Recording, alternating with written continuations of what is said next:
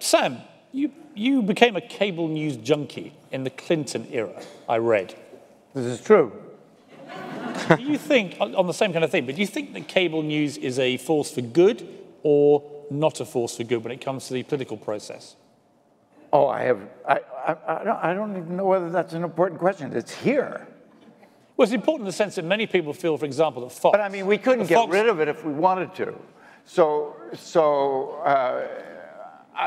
I just think it's the new now. It's just the way it is. Does it matter that you have a very right-wing network like Fox, maybe a very left-wing version in MSNBC? Does it matter that you have such partisan... Well, I'm a history nut, and I know that there were other times in American history when all the news outlets were wholly owned by people with very definite and extreme political attitudes, and that's all the news anybody ever read.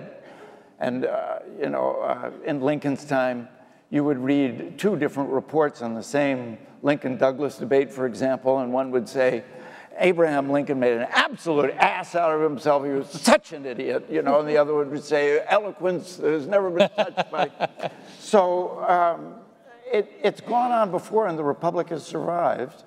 But I just think it's the way it is now. On the subject that you were talking about before, I was thinking, there is a sort of internal monitor, isn't there, among news people themselves? Because part of the interest in reporting the news is that it is entertaining and fascinating to you yourself. Yeah, correct, yeah. So you can tell when you've got your hands on a fascinating story. Yeah. And isn't that part of what governs what you put on the air? Yeah, I think that's right. Yeah, it is, and it's a personal choice. I'm not ready yet to agree with you on the sequester thing. And here's why.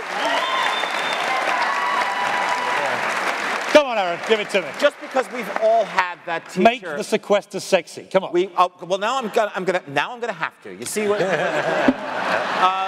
I'm saying this because we've all had that teacher in high school, the American history teacher or social studies teacher, that made some subject that you would think was very dry come alive. They made it really exciting, and it just seems to me that adults would be susceptible to that too. I think that can happen. I do want to mention, though, sitting next to Sam at the Golden Globes, at some point, somebody at the table leaned in and said, Sam, have you ever won a Golden Globe? And Sam said, I can't remember. And everybody got their phones out and started Googling. He's won like 5. I don't think so.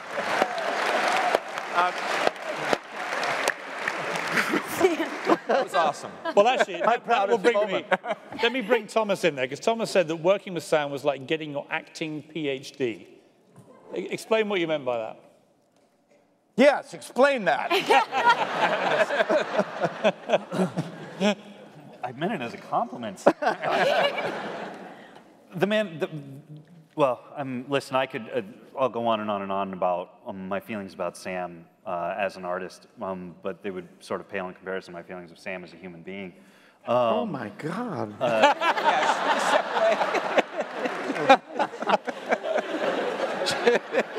I'm not sure I can stomach much more of this. Come on, let's. Wow. Bit of newsroom grit, please. The headline keeps changing. I'm pitching a different storyline. No, Sam is and has routinely proven to be, to me, to my eye, incredibly generous, but also a master of subtlety and honesty which is something that I think two things I desperately needed to study up on when it came to working in television. And I just want to interrupt to say that I hope Alan and Aaron are paying close attention. The guy works harder than almost anybody I know, and he's a tremendous scene partner, and he's always alive. He's always listening, and it's a joy. It's an honor to get to work with him. I mean, I sort of just turn off everything else and try to learn as much as I possibly can when I'm with him. And also, Sam, I've got to say, we'd all love a boss like Give him a round of applause. Dad. We'd all love a boss like Charlie Skinner.